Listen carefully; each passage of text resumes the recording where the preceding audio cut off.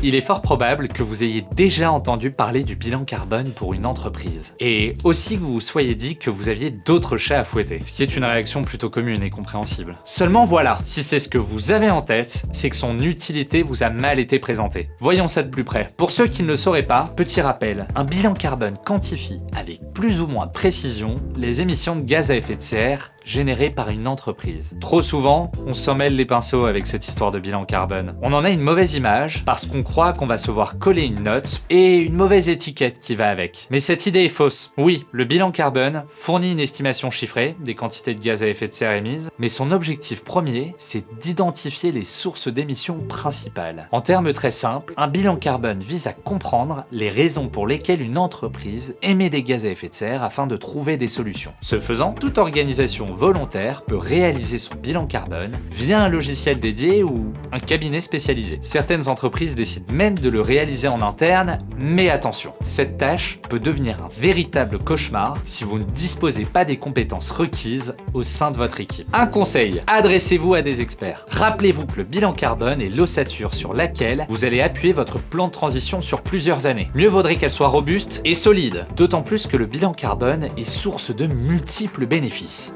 Réduction des coûts, meilleure image de marque, éligibilité au label agréé et conformité aux évolutions légales. Chez Greenly, notre méthode de comptabilité carbone se veut la plus complète et la plus accessible possible.